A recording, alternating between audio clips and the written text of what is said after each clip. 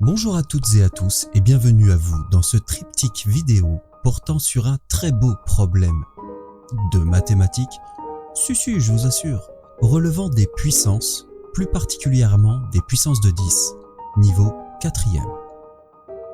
Dans cette première partie, rassurez-vous, je vais surtout vous faire rêver, vous faire un tout petit peu voyager dans le temps et faire remonter quelques souvenirs amusants de votre petite enfance. Je vais vous inonder de joie et d'espoir, vous vider la tête de tous vos petits soucis. Je vais vous... Bon, en fait, techniquement, je vais juste vous présenter le problème. Dans les deux vidéos suivantes, nous explorerons des méthodes de résolution transversale applicables à de nombreuses autres situations, avant de résoudre jusqu'au bout celles qui nous concernent et de voir comment on peut continuer de s'amuser avec en menant ses propres projets. Partons maintenant à la découverte de notre problème et explorons-le en profondeur.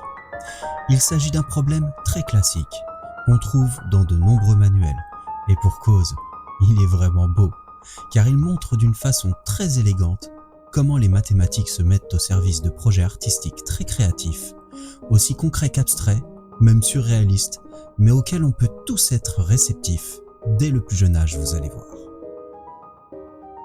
Bon, on va avoir besoin de faire une pause avec les mêmes, vous voulez bien? On y reviendra plus tard. Ou pas. Ouais, je sens qu'ils vont revenir. Raymond Queneau.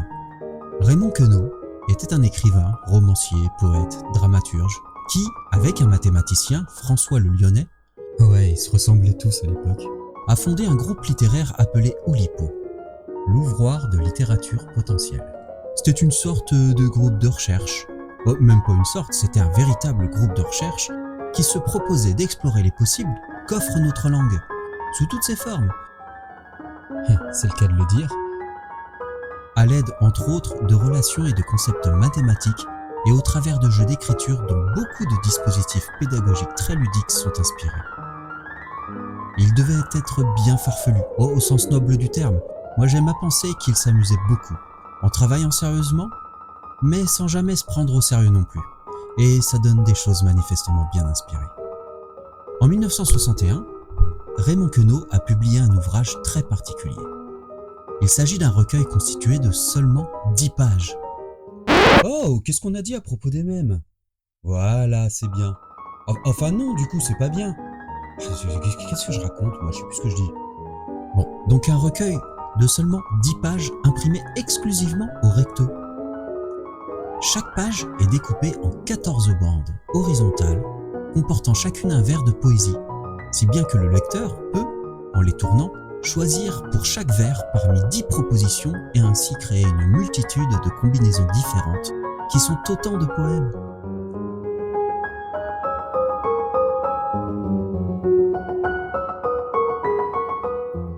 Exactement comme ces livres ou ces jeux pour enfants appelés Méli-Mélo, avec lesquels on s'amuse à combiner des animaux par exemple, pour en créer de nouveaux qui n'existent même pas.